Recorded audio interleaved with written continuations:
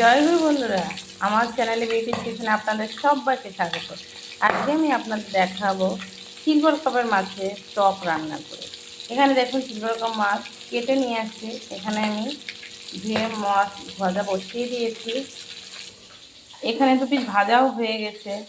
এখানে আরও আছে এই যে মাছের মাথা ভাজবো। এই সিলভার কাপ মাছের টকে আমি দেব জিরে, লঙ্কা, জিরে বাটা, লঙ্কা বাটা আর তেঁতুল গোলা। ফোড়নে দেব জিরে, তেজপাতা দিয়ে আমি টকটা রান্না করব।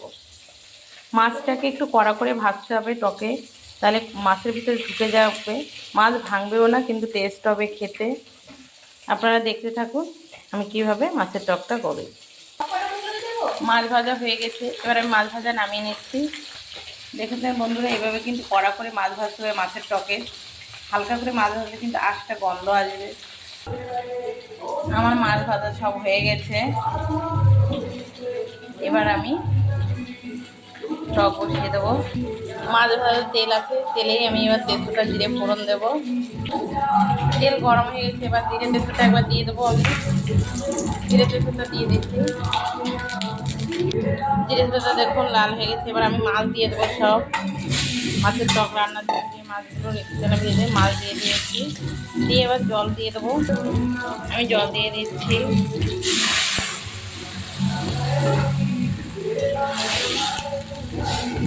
এবার আমি দিয়ে দেবো লবণ, হলুদ।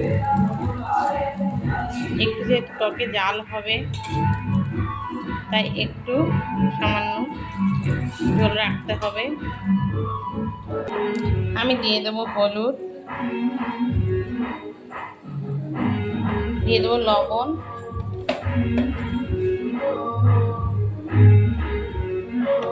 দেখুন ঝোলে জাল হওয়া শুরু করে দিয়েছে। এবার নেড়ে চেড়ে ঝোল যেই টক ফোটা শুরু করে দেবে, ঝোলে জাল হবে, আমি লঙ্কা জিরের গুঁড়ো দিয়ে দেবো। আজকে আমি দিয়েছি জিরের গুঁড়ো। জিরের গুঁড়ো পরিমাণ মতো দিলেই হবে, নিজে একটা আন্দাজ করে।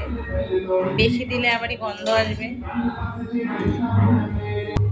দিয়ে দেবো লঙ্কার গুঁড়ো, 1 চামচ দেবো আমি লঙ্কার গুঁড়ো, আর একটু দিয়ে দিলাম।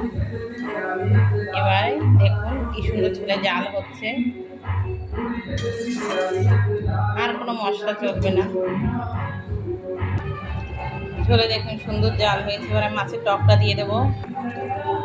আমি এই যে বাটিতে প্রথমেই মাছের টক গুলে রেখে দিয়েছি তেঁতুলটাকে আমি দিয়ে দেবো। এটা নতুন তেঁতুল, তাই দেখুন কালারটা খুব সুন্দর লাগছে। নিচেরটা দিলাম না, নিচে দেখুন এই যে ছেঁকে রেখেছি, তবু একটা নিচে গুড়ি গুড়ি ভাবটা থাকে। এবার এই টকে একটু জাল হবে, জাল হলেই আমি নামিয়ে নেব।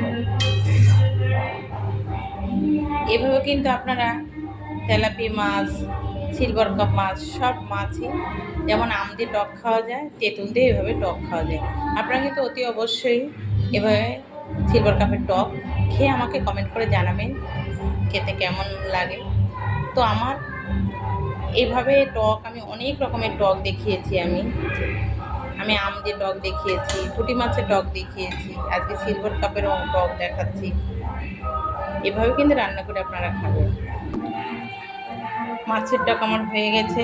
এবার আমি টকটা নামিয়ে নেব মাছের। দেখুন আমার সিলভার মাছের টক হয়ে গেছে। তো আমার এই রেসিপিটা যদি ভালো লেগে থাকে তাহলে please please please like, share, comment করতে কিন্তু ভুল করবেন না। সাবস্ক্রাইবটা করে দেবেন। জয় গুরু।